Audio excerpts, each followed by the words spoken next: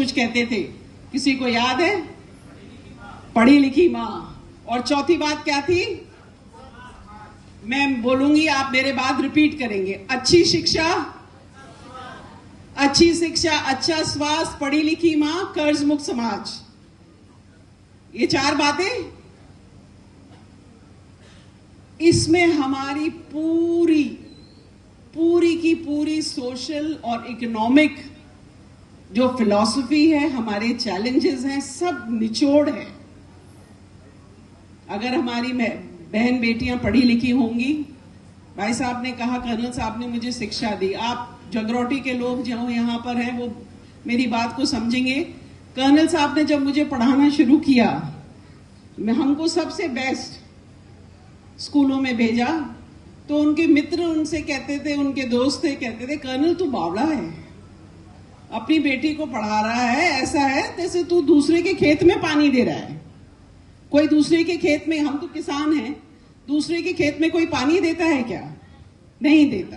तो यही उदाहरण दिया कि कर्नल अपनी बेटी पर क्यों पैसा वेस्ट कर रहा है, दूसरे के खेत में पानी दे रहा है।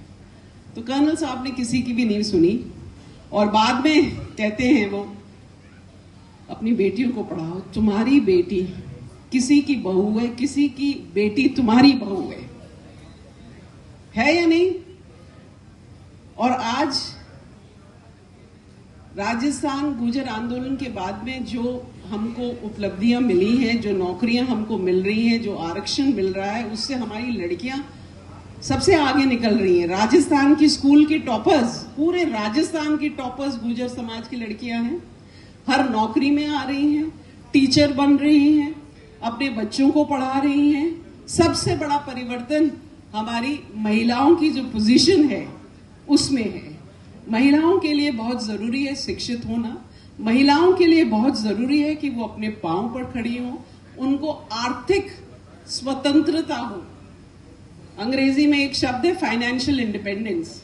महिलाओं को आर्थिक स्वतंत्रता होनी चाहिए। वो जब होगी जब वो कमाई करेंगी, नौकरी करेंगी, बिजनेस करेंगी, अपना व्यवसाय करेंगी, जो कुछ भी है। इस लड़कियां हमारी बहुत केपेबल हैं, उनको मौका मिलना चाहिए। आप उनको अवसर देंगे। मेरे को, आपको आश्चर्य होगा जान करके, मेरे को महिलाएं फोन करती हैं राजस्थान में और मुझे कहती हैं कि मेरी बेटी को समझाओ, मैं नहीं चाहती कि वो डॉक्टर बने। मैंने कहा क्यों? डॉक्टर बनना तो बहुत अच्छी बात है, क्यों आप मना कर रही हैं? और मैंने कहा कि आप कितनी पढ़ी लिखी हैं? बोला मैं पढ़ी लिखी नहीं हूं, पर क्योंकि कर्नल साहब कहते थे कि बेटी कलेक्टर बने, तो मैं चाहती हूं कि मेरी बेटी कलेक्टर बने। वो बात तो आप सबने सुनी ही है कर्नल साहब की, जहां भी जाते थे वो लड़कियों और महिलाओं से पहले वो उन्हीं से संवाद करते थे, उनकी बात सुनते थे, अपनी बात कहते थे, और कर्नल साहब उन्हें कहते थे कि मेरा साथ दो, मैं तुम्हारी बेटियों से हवाई जहाज उड़वाऊंगा। आप लोगों ने ये बात सुनी है।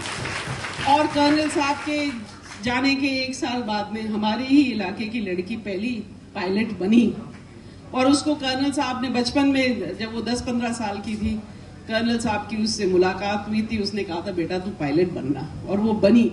तो लड़कियों, और वो हमेशा जिस भी जिले में जाते थे वो कहते थे कि मेरी इच्छा ये है कि इस जिले की बेटी, कोई राम प्यारी, मेरी राम प्यारी कलेक्टर बने, और जब मैं यहाँ आऊं तो मेरी गाड़ी का दरवाजा खोले और कहे कर्नल बाबा मैं यहाँ की कलेक्टर हूँ, मेरे दफ्तर आइए, 1 कप चाय पीजिए। कर्नल साहब चले गए, पर उनका सपना जीवित है। वहां की लड़कियां बिल्कुल डिटरमिन्ड हैं कि वो उनके सपने को पूरा करेंगी। अभी आरएएस में लड़कियां आ गई हैं, डायरेक्ट आईएएस में राजस्थान से लड़कियों का आना अभी बाकी है, पर वो इसके लिए मेहनत कर रही हैं।